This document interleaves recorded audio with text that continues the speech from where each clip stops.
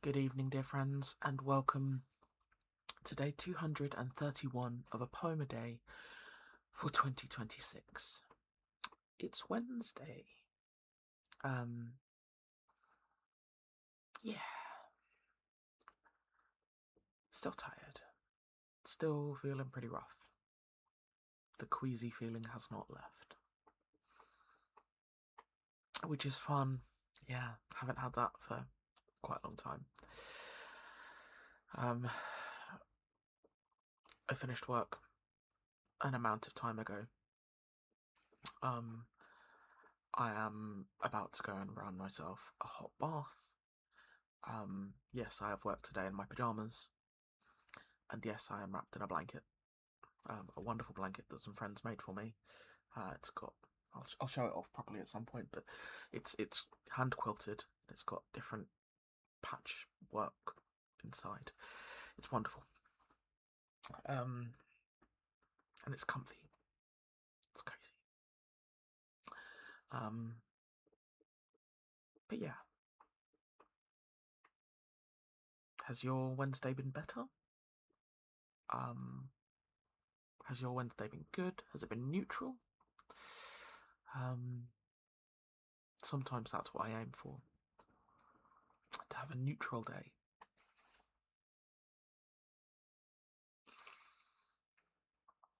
I still have some leftovers for dinner, so at least it's going to be low energy, which is nice. Poetry? Let's do it. I even put the book closer so I wouldn't have to reach. Okay. So, we have, for the 19th of August, as it is today, "And Death Shall Have No Dominion" by Dylan Thomas. And our blurb reads as follows. Dylan Thomas wrote this poem in 1933, after the horrors of the First World War and during the political tensions that were mounting towards the Second. The title is taken from the Book of Romans in the New Testament. So, this is "And Death Shall Have No Dominion" by Dylan Thomas. And death shall have no dominion. Dead man, naked they shall be one, with the man in the wind and the west moon.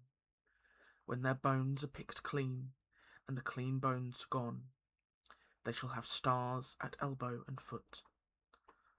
Though they go mad, they shall be sane. Though they sink through the sea, they shall rise again. Though lovers be lost, love shall not, and death shall have no dominion. And death shall have no dominion under the windings of the sea.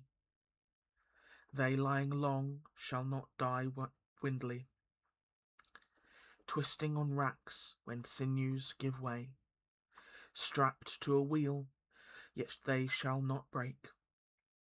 Faith in their hands shall snap in two, and the unicorn evils run them through. Split all ends up they shan't crack, and death shall have no dominion. And death shall have no dominion. No more may gulls cry at their ears, or waves break loud on the seashores.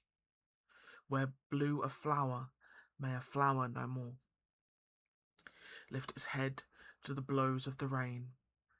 Though they be mad and dead as nails, heads of the characters hammer through daisies, break in the sun till the sun breaks down, and death shall have no dominion.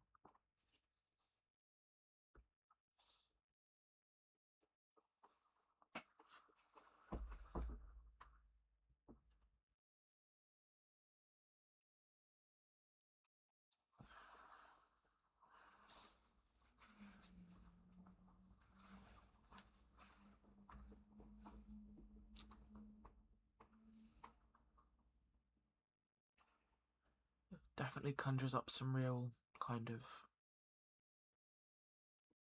end times visions. Oddly enough, as I was reading that,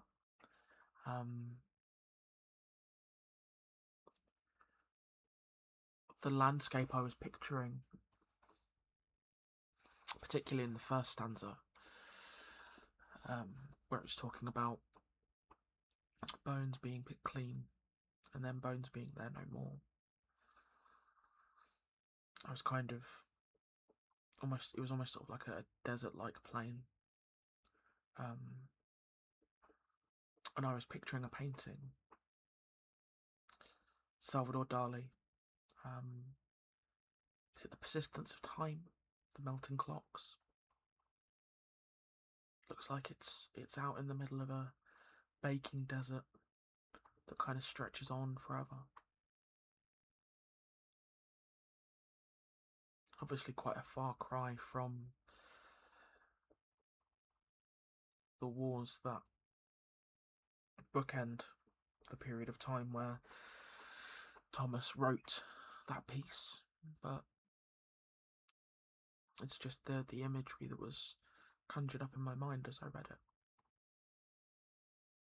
And sort of no gulls circling overhead. My brain kind of grabbed that and expanded on the imagery, and the gulls became vultures. Yeah, really took us out into the middle of nowhere.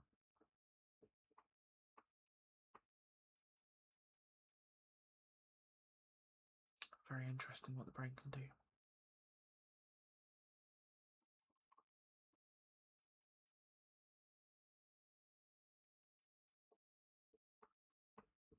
It's been an interesting few days for poetry.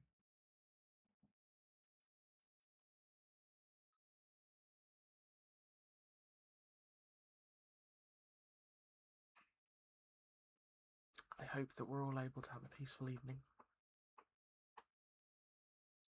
And perhaps maybe we have a bit of an upturn in the mood of our poetry.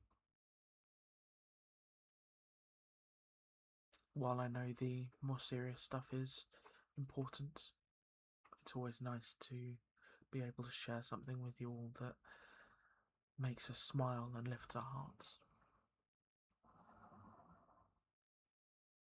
So, until tomorrow, he is hoping that when we all finally get down to it, we all manage a very,